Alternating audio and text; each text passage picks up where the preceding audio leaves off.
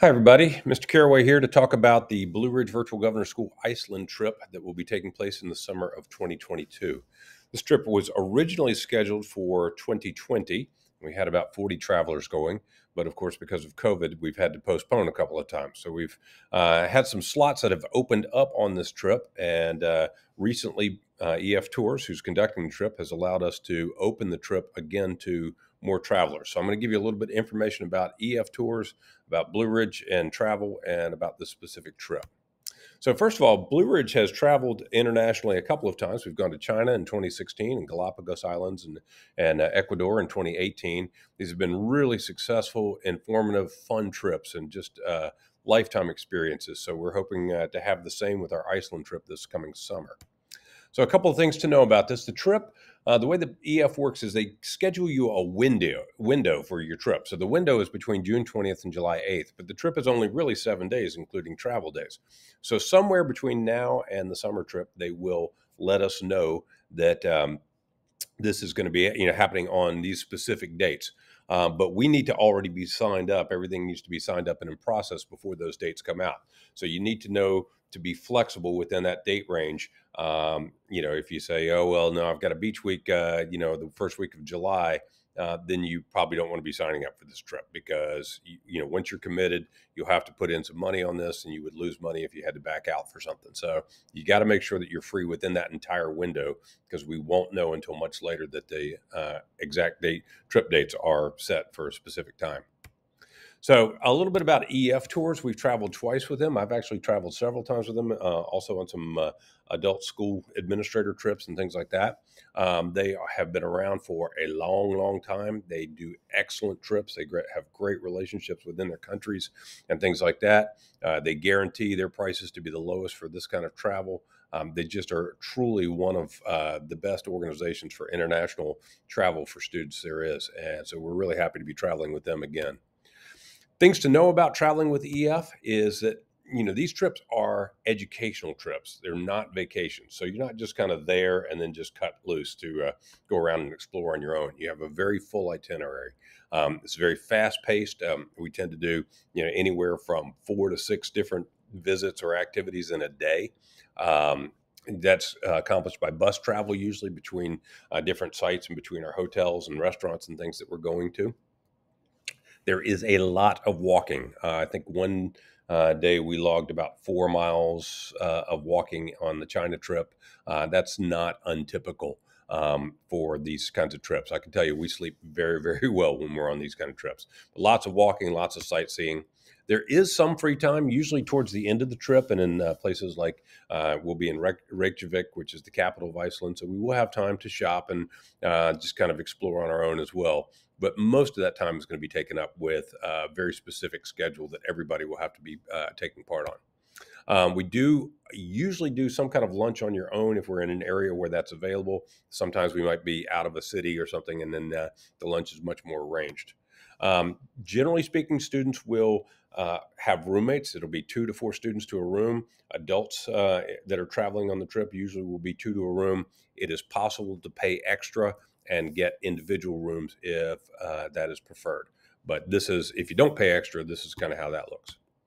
So a few things about safety. Of course, EF is all over COVID protocols and safety right now. I'm working a lot with their representative to talk about what that's going to look like.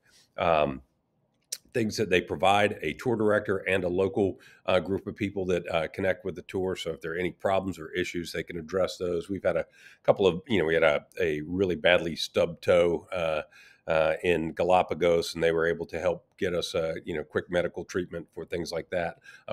They're very good with those kinds of things. They have a peace of mind policy, which is if you have to cancel, you can pay for a travel insurance policy that will allow for a refund of your money that you put in. And there's a lot of safety policies in place, and they work very closely with trip leaders on safety policies. So we're going to Iceland, and that's very exciting for me. I've flown in and out of there a couple of times, and just flying into the country, you can see that it is a very different, otherworldly kind of place, and I'm very excited to see it and spend some time exploring it in depth. So we're going to be flying into Reykjavik and then going and staying primarily in Reykjavik for 3 days, and then going to Hvalsvöllur is how I guess we pronounce that, for a couple of days as well. So mostly in that southwestern quadrant of Iceland is where we're going to be spending time. So we'll be seeing lots of places, starting with Reykjavik, the capital, and going to some of the national parks and some of the other cultural sites and geographic sites. So very, very exciting.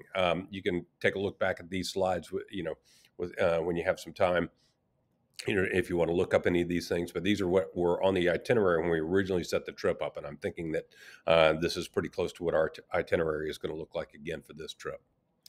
So this is a little bit about what's included when you sign on with EF Tours: your airfare, your rooms, your breakfast and dinner, all of the different activities that we do, fees for, like, say, museum visits, things like that. Those are all rolled into this. They set up a tour donation page. I'll talk a little bit more about that. We have lots of different things. They give you a backpack. They give you a travel, or you have a travel protection plan that you're offered. So a few other things. College credit, that's really not something we're going to be looking into, but it could be possible if somebody was interested in that. I can steer you in that direction. Passport is going to be critical. This is a late sign up for this trip since we're traveling in June. So anybody that's going needs to either be already in process with getting their passport or have their passport. If you've got excessive baggage, you need airport baggage fees. You do need to pay for lunches usually, spending money, of course. And then there is kind of a tip structure to the trip, in which we collect tips for our tour guides and bus drivers and people like that. These people do a wonderful job, and I am always encouraging to be as generous as possible with those tips. So those are some things to think about in terms of what would be in addition to the basic fees. So speaking of basic fees, the price for the trip was last quoted to me as $4,080 for a student. And I believe that covers actually all the way up through college students. So if we had a sibling who was traveling, who was not a Blue Ridge student, I believe they could still get that rate. I'd have to do a little checking on that. For adults that want to go on the trip, it's $4,430. EF, it does set up something like a GoFundMe page if you want to have people, say family and friends, kind of donate to help a student pay for a trip. That's something that is set up for you that can be very, very helpful.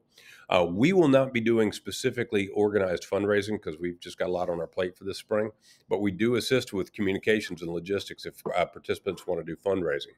My experience on prior trips has been that the fundraising doesn't really put a big dent in travel costs, the overall travel fee, but it really helps with things like trip fees and daily expense money. So we have had students who've done really successful fundraising for those things. So signing up, first thing to know is that slots are going to be limited, and I'm not sure how much that or what that limit's going to be. I'm working with EF. We're going to try to get as many people to go. But the first priority is going to be given to Blue Ridge Virtual Governor School students on a first signed up, first accepted basis. There is a form that is going out to students and to parents, I should say, and that's where the signups will take place for that trip. Family members, which would be parents, uncles, aunts, brothers, sisters, whatever, may travel if there are slots available. So we've got to kind of sort through and figure out how many slots we have, how many students we have signed up, and what else may be available. And again, we'll be taking people on a first come, first served basis once we've worked through all of that. So one thing that is really important for parents and students to know is that once you sign up, we're going to get you set up with the enrollment process with EF, but the sign up process and all of the financial stuff is completely a transaction between the parent, student, and EF Tours. Blue Ridge does not handle any money. We can't enforce anything like refunds. We have no authority or no power to do that, and we don't have any way of handling any of the money stuff. So that is once you're into the trip, you're going to sign up with EF, and my suggestion is make sure you know everything about what you're signing up for in terms of when, what needs to be paid and when, and things like that, because that's very, very important. So you will get, having submitted the form, you'll get an email with instructions for enrolling with EF if everything's looking good to go for the trip and we have slots available. You'll get an email with those instructions the week of January 29th. And if for some reason there's not slots available, or if somebody needs to be put on a wait list, we will let you know about that as well. So if you have questions, please feel free to contact me at mcaraway@brvgs.k12.va.us.